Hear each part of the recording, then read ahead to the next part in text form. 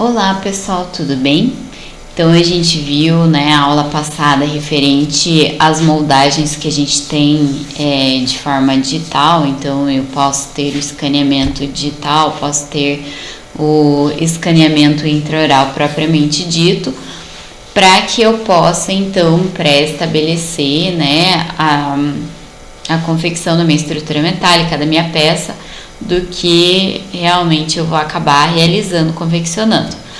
Nós vimos também que com o escaneamento intraoral eu tenho a possibilidade já de fazer os registros ali de mordida, não preciso necessariamente utilizar o articulador, eu já vou ter um padrão oclusal que vai acabar passando ali para que eu possa, então, o meu protético possa confeccionar as peças, tá?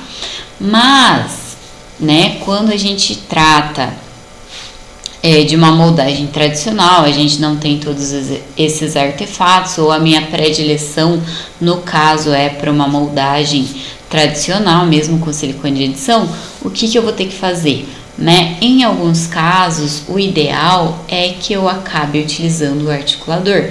Nós já vimos em prótese que o articulador ele é uma ferramenta que vai me ajudar a realmente reproduzir os movimentos tridimensionais do meu côndilo e da minha fossa, dos movimentos de abrir e fechar a boca, né? Ou seja, de lateralidade, de protrusão. E ele vai acabar reproduzindo esse plano, então, né, para o meu protético, para que o meu protético consiga confeccionar ali o que ele for fazer de acordo, né, com a referência que eu estou reproduzindo do que o meu paciente faz, né, os movimentos de abrir e fechar a boca, de lateralidade, e ele vai ter isso em mãos. Então, na hora que ele estiver reproduzindo, fazendo o enceramento, né, no caso, se for utilizar o sistema CAD/CAM já vai ser um pouco diferente, mas se ele for acabar fazendo o enceramento, tudo ali, ele vai acabar utilizando o articulador, utilizando o arco facial que eu acabei reproduzindo, para que ele possa fazer com o mínimo de ajuste depois que eu tenho que fazer no meu consultório. Por quê? Porque vai acabar passando ali os movimentos de protrusão, lateralidade, todos os movimentos realmente que o meu paciente vai acabar tendo, tá? Então, assim, em todos os casos eu vou fazer um elemento, uma prótese fixa, eu preciso de articulador? Precisar, você não precisa. Agora, o que vai acabar acontecendo? Com o tempo, você pega uma prática tão grande, se você tiver mais articuladores no teu consultório, se você tiver a possibilidade de fazer, por mais que seja uma prótese só, o que vai acontecer? Vai diminuir, vai reduzir tua etapa clínica. Por quê? Porque você vai acabar mandando ali, né, a montagem do arco facial para que o protético ele possa ter a reprodução realmente de toda a articulação, de toda essa capacidade tridimensional que o teu paciente tem, realmente simulando os movimentos que o seu paciente tem no dia a dia, tá? Então, eu vou fazer uma prótese fixa, eu quero montar no articulador, maravilha, excelente, vamos lá, vamos montar. Se você tomar todos os cuidados, às vezes não é o mais necessário, tá? Mas certamente vai ter uma redução de ajuste no consultório, porque sempre que vem cópia em alguma coisa, você tem que acabar mordendo, tem que acabar pedindo, registrando, vendo se realmente tá ok, tá? Então, uma das etapas mais importantes realmente da prótese fixa é esse registro, tá? Então, normalmente, né, principalmente a gente vai ver aqui em quais casos, né, eu vou ter que registrar em máxima intercuspidação habitual, vou ter que registrar em relação cêntrica, né, eu vou ter que aumentar um pouco a dimensão vertical, como que eu posso acabar atuando, né, como que eu vou registrar? Então, e tudo isso, pessoal, tá? Não é à toa que a gente já viu o articulador, que a gente vai ver de novo. Eu amo o articulador, nossa, sou apaixonada. Por quê? Porque o articulador é uma ferramenta muito básica, tá? É muito base, se você souber a técnica, 2 palitos, você já monta ali rapidinho o articulador, é só realmente questão da prática. Por quê? Porque você vai reproduzir o plano do paciente de vocês, tá? Vai facilitar em tudo. O protético vai estar lá em mãos com simulando toda a reprodução de todo o sistema do paciente de vocês, tá? Mas para que eu possa acabar utilizando então o articulador, eu tenho que saber por que eu estou utilizando o articulador, quando que eu tenho que utilizar o articulador, porque realmente ele é importante, eu tenho que odiar aquele negócio lá? Não, eu posso acabar gostando. Por que normalmente tem muitas pessoas que não gostam? Porque não sabem montar. E por que não sabem montar? Porque não ficou lá treinando 100 vezes até entender a bendita da técnica daquele articulador, tá? Então, quantas vezes que eu montei articulador na minha vida? Olha, no mínimo eu montei umas 100 vezes, no mínimo, umas 100 vezes articulador. Hoje em dia eu posso dizer que eu sei montar um pouquinho articulador, tá? Mas por quê? Porque eu aprendi cada peça constituinte, porque eu aprendi realmente por que é tão importante, qual que é a necessidade, né? E é tudo realmente com a prática, tá? Então, para que eu possa utilizar o articulador, eu preciso saber qual que é a importância dele, né? Por que eu estou usando o articulador realmente, né? O que faz, qual que é a diferença? Como que ele funciona realmente no sistema estomatognático, qual que é a reprodução média, né, que ele acaba me reproduzindo. Eu posso utilizar a mesa de Camper em algum caso para montar no articulador, mesmo não sendo prótese total? Posso. Então, mas eu preciso saber da lógica, né? Então eu preciso saber lá que ele faz o ângulo de 15 graus, né? Referente às linhas que estão passando. Então, eu realmente preciso ver qual que é essa relação, tá? E para que eu possa, então, acabar fazendo realmente um bom trabalho. Então, nós já vimos um pouco em prótese já 1, em prótese 1, e agora a gente vai ver de novo um pouquinho em prótese 2, em relação do que é oclusão, tá? Qual que é a importância desse padrão oclusal que a gente tem, tá? Então, esse padrão oclusal, ele acontece, primeiro de tudo, é muito complexo, mas lá nos nossos próprios receptores, né, que cada região a gente sabe, de cada elemento a gente tem um certo tipo de proprioceptores, então nos incisivos nos molares outro.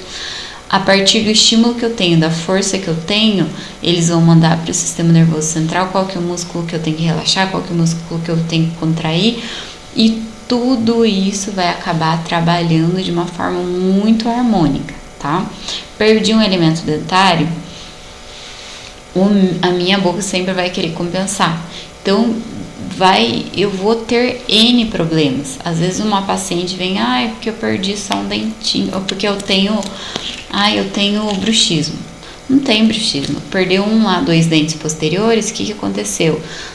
Os vizinhos começaram já a giroverter, já a inclinar, os antagonistas começaram a descer, então já começou a mudar todo esse padrão que ela vinha trazendo da vida dela, tá? Que é esse padrão todo dia.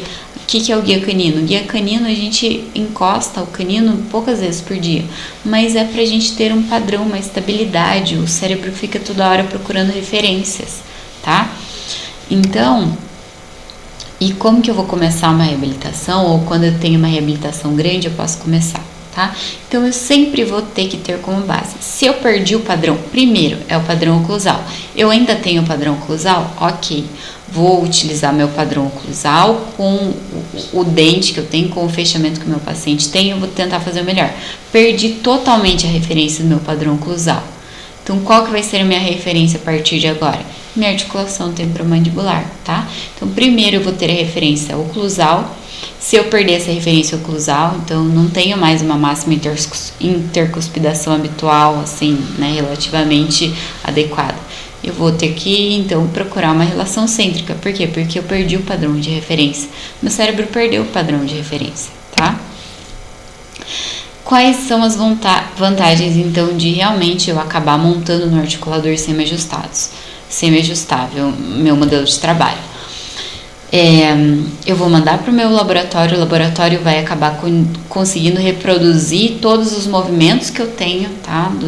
Da minha mandíbula ali no côndilo, de lateralidade, protrusão, tudo mais, e a partir daí, então, ele vai acabar produzindo uma peça que, ao chegar para mim, na hora que eu morder, pedir para o paciente morder, pedir para ele fazer os movimentos de lateralidade, de protrusão, eu vou ver realmente que eu tenho espaço, tá? Por quê? Porque o meu protético já viu isso. Por quê? Porque eu demorei 5 minutos para montar no meu articulador, tá? Então, isso vai acabar diminuindo depois nos meus ajustes clínicos, tá? Então, vai aumentar lá 5, 10 minutos? Mas vai me reduzir depois. A probabilidade de chegar um coping, eu não precisar ficar ajustando e fazendo N outras correções, é muito melhor, muito grande, tá? Então, eu sempre vou ter que montar no arco facial, igual eu falei pra vocês já ali no começo da aula. Não necessariamente sempre, tá? O ideal seria sempre, ou o imaginário, o fantástico seria. Mas eu sei que, às vezes, uma prótese fixa, eu no consultório não vou montar lá uma prótese fixa, eu não vou fazer uma moldagem de trabalho e montar no articulador para vir o coping, tá? Então, a gente tem que trabalhar também com o que é real. Então, quando, por exemplo, eu perco esse padrão oclusal, né? Ou quando eu vou fazer lá 6 facetas anteriores, vou fazer de canino a canino, né? Casos que eu tenho alteração desse plano oclusal, desse padrão oclusal, que eu tenho em um MR com mais de 3 elementos sequenciais, né? Ausência de 3 elementos, então eu já perdi essa referência desse padrão oclusal. E quando eu realmente não acabo precisando tanto montar no articulador, se eu tenho um padrão oclusal pré-estabelecido, pré-determinado, não tem diferença, eu não quero aumentar a dimensão vertical, eu vou deixar a dimensão vertical do jeito que tá, né? Ou o guia aqui anterior não vai ser alterado, tudo bem, eu não preciso então acabar utilizando obrigatoriamente o arco facial. E quando então eu vou acabar, se eu optar por montar no arco facial, quando que eu vou acabar montando em máxima intercuspidação habitual, que é o que? Só pedir para o paciente ocluir, ó. Ocluiu agora, você está em máxima intercuspidação habitual. Por quê? Porque você tem um padrão oclusal. Agora, a partir do momento que, por exemplo, eu perdi toda a minha referência, eu não tenho padrão oclusal. Uma hora eu mordo assim, outra hora assim, outra hora assim, e o cérebro vai tentando compensar, não está entendendo mais nada, não tem referência nem nada. Perdi a referência, perdi o padrão oclusal, aí sim eu vou montar em relação cêntrica, tá? Que é o quê? É a posição lá mais anterior, posterior, superior do côndilo na fossa, tá? Então, a máxima intercuspidação habitual é quando eu tenho a máxima realmente toque de todos os dentes ali em contato, né, com o melhor encaixe dos dentes, que é quando o meu paciente tem um padrão. Perdeu esse padrão, eu vou ter que montar em relação cêntrica, que é uma relação mais independente realmente do contato, tá? É uma relação mais posterior, superior do côndilo. Por quê? Porque se eu perdi o padrão, eu não sei se eu tô muito para frente, muito para trás, o que está acontecendo. A partir do momento que eu coloco meu côndilo lá na região mais posterior, sem forçar, tá? Eu consigo então ter uma boa reprodução. A partir do momento que eu vejo que o meu paciente, por exemplo, tem bruxismo ou com a idade ele já perdeu lá 8 milímetros de dimensão vertical de oclusão e eu quero acabar restituindo, eu quero acabar aumentando cerca de 3, 5 milímetros, tá? Eu posso, o que eu vou ter que fazer? Eu vou ter que primeiro fazer como se fosse uma PT ali, fazer demarcação, medir a dimensão vertical de repouso, que é o que? É quando eu tenho a mínima contração da musculatura frente à ação da gravidade, ou seja, quando a gente está só com os lábios selados, tá? É a contração que a minha musculatura ela acaba desenvolvendo só para suportar a força da gravidade.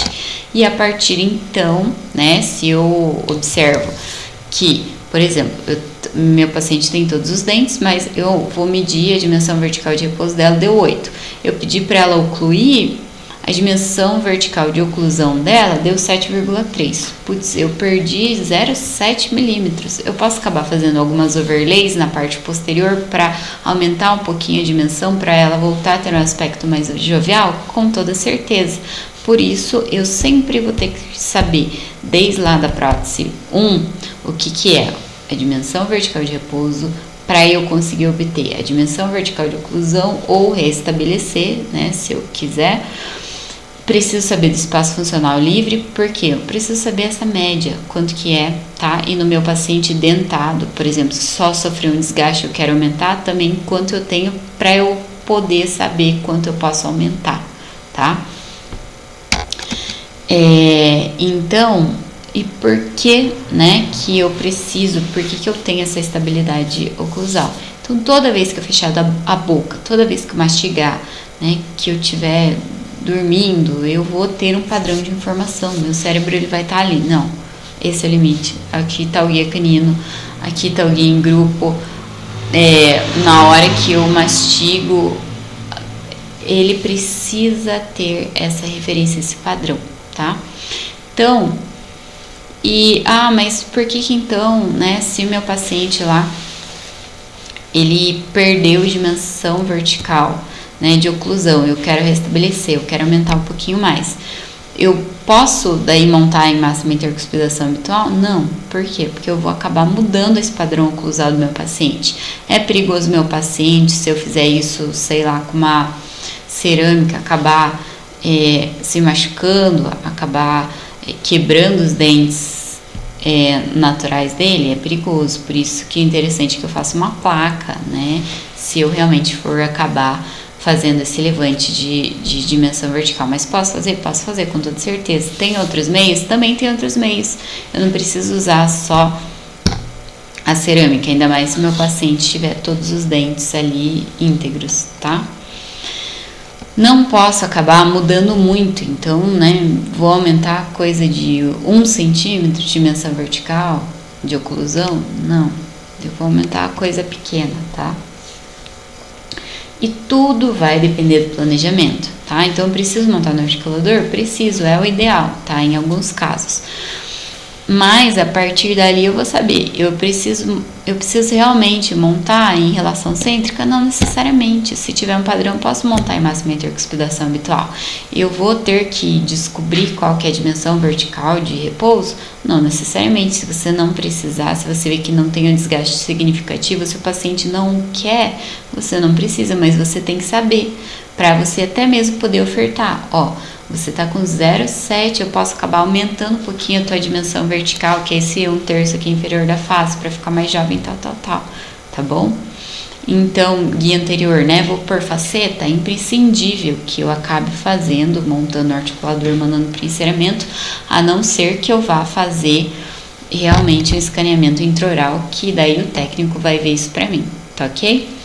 Se eu quero aumentar bastante, é um caso grande, vou fazer prótese sob implantes, mas eu vou aumentando aos poucos. Eu primeiro restabeleço o padrão, eu primeiro dou um norte. O meu cérebro, ele começa a ver, opa, agora toda hora eu tô tendo um padrão, tô tendo um padrão. A articulação já vai ficando bem, vai tudo se normalizando. A partir do momento normalizou, não quebrou mais nada, não quebrou provisório, vamos aumentar mais um pouquinho, tá ok? Até que realmente chega o momento que eu preciso.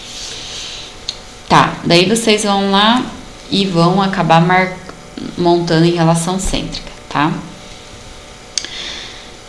Depois vem, né, o paciente de vocês, e quando vocês pedem para ele morder, né, totalmente, vocês vão ver que nem todos, a grande maioria, não tem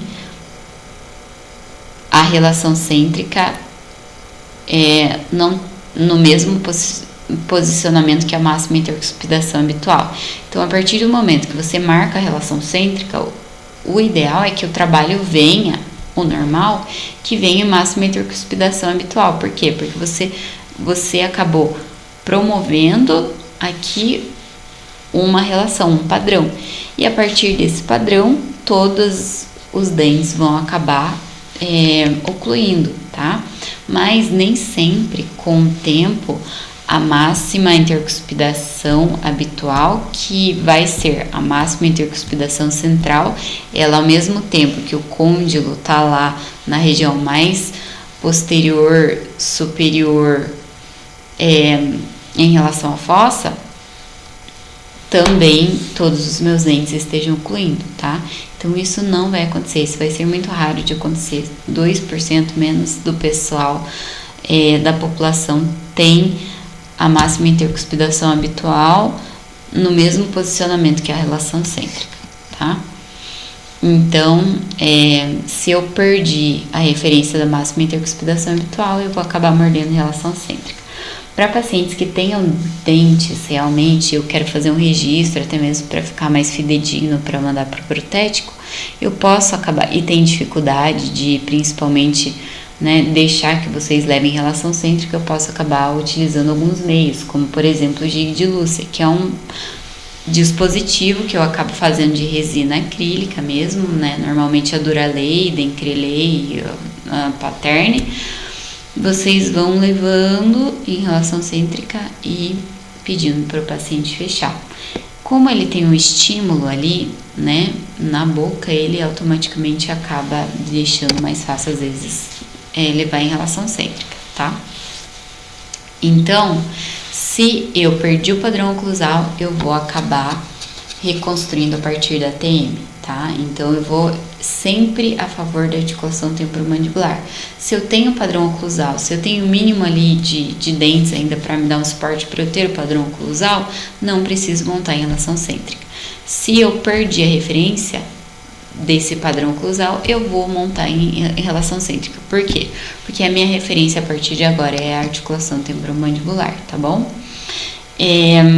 8% mais ou menos só da população consegue estar em relação cêntrica e também em máxima intercuspidação, tá? Então, que seria a máxima intercuspidação cêntrica. Então, eu preciso realmente planejar meu estudo, ver se realmente preciso montar no articulador ou não, tá? Se eu tenho realmente casos grandes de reabilitação, o ideal é que eu confira meu trabalho ali em relação cêntrica, que eu realmente perceba, né, que o meu paciente tem distúrbios de articulação temporomandibular, sinais presentes, então eu vou acabar realmente observando isso.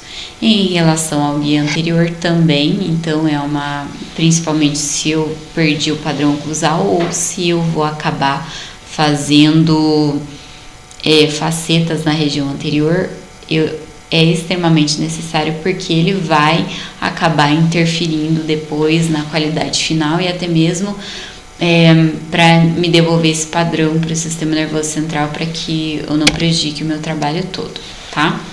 Pessoal, um exemplo, né, de um caso clínico, por exemplo, chegou essa paciente, a paciente não tinha nenhum tratamento de canal, mas, né, pela idade já apresentava uma perca de dimensão vertical de oclusão significativa. Então, o que foi feito? Foi feito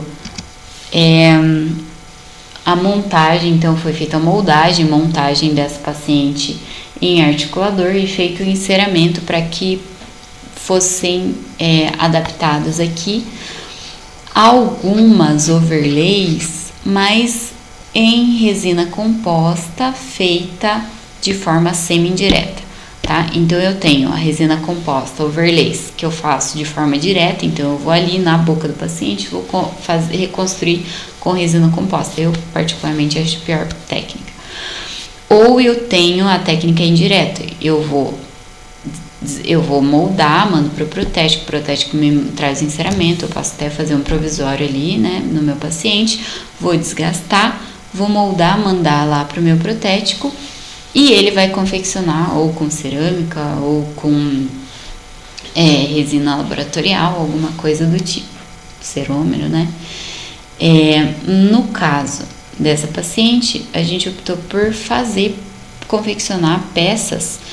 Então, é feito o enceramento, daí é feito o preparo é moldado e transferido né, ao invés de ser vazado com gesso, é vazado com silicone dye, que é um silicone bem mais consistente do que os nossos silicones e ele me dá uma margem de trabalho e de segurança muito maior. É feita a moldagem com silicone transparente daí no enceramento, tá? Para que eu possa acabar reproduzindo depois ali no preparo. E com esse silicone transparente, então eu confecciono as peças de resina composta, tá? De uma forma semi-indireta. Por quê? Porque não é diretamente na boca, não é o protético que vai fazer, mas acaba sendo peças que vão ser confeccionadas por nós cirurgiões dentistas mesmo. E depois disso, depois da confecção, né, a gente acaba adaptando na boca, ver se tá tudo ok e deixa ali 3 minutinhos no micro-ondas, sem água, sem nada, no seco mesmo, para que ele termine de ter uma termopolimerização, tá? E depois faz o isolamento normal e acaba cimentando essas peças, tá?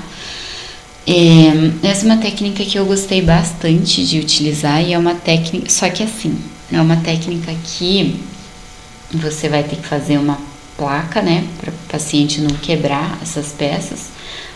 Isso daí a gente acabou aumentando cerca de uns 0,4 milímetros, uns 4 milímetros.